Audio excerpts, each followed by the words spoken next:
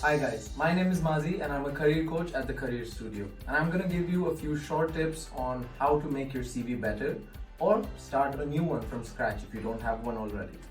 Alright, let's go. So on average, you have only about 30 seconds to impress a potential employer with your CV. I'm going to give you some tips in order to design and produce a CV that stands out for all the right reasons. Number one, make sure you add your full name, contact information like address, email, telephone number so that any potential employer who wants to hire you can contact you easily to offer the role or to just ask further questions. Next section is the personal profile. This section is really important because this is the first thing an employer reads when they are trying to go through your CV, and it's what will make them decide if they want to continue to read the rest of it or not. For this section, you want to have 3 or 4 short sentences just highlighting what you offer, what you bring to the table, where your motivations lie, and what are your future career aspirations. Then we have the education section. You start with your latest course first, so it should be in a reverse chronological order.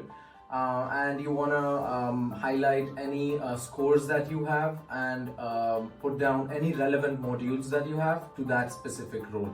The modules are not super important to be on there, but if you feel like it's relevant and you have a good grade in those, definitely put them on. Then we come to the work experience section. Here also you want to have a reverse chronological order, so you want to start with your most recent work experience.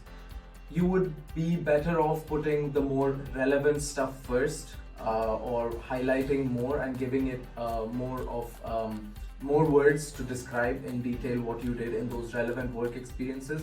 But if you don't have them, there's no need to worry at all, because a lot of other work experiences that you may not know can be put down in this section are volunteering experiences, projects and other things as well that all count as experience.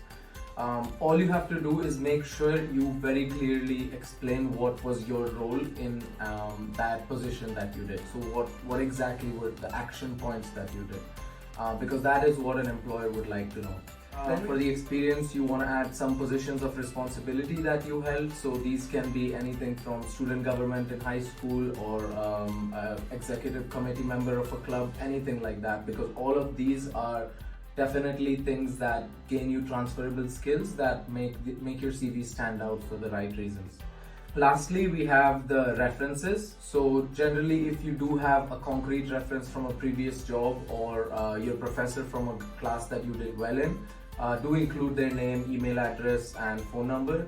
Otherwise, you can just have a line that says references available on request as well, and both of those work fine. It just shows the employer that this person is ready to back up all the information that they have provided. Make sure your CV looks nice, like format wise, all the sections flow in order and it's easy to reach. So suppose if an employer wants to look at just the work experience, they can easily find it and don't have to comb through the entire thing, just to make it easier. Also, please limit the CV to 2 pages because everyone's time is valuable. Once you're done with the rough draft, I would highly suggest using the website CV360. It's a really good software tool that can help you just like clean up and polish your CV even more than it is.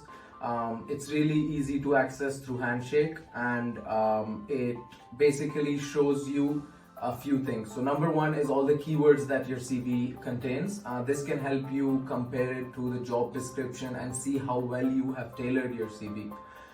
Second thing is it can help with formatting somewhat. So it tells you like if you have too many different font sizes or things like that, just so your CV looks more professional and fluent.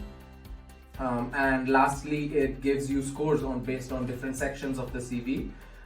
This can be really helpful when you're trying to improve a specific section to see if you have too little or too many words in that section. After all of this, once you have made your draft, checked it through CV360 a few times, I would highly advise you to come down to the Career Studio so you can get some human help.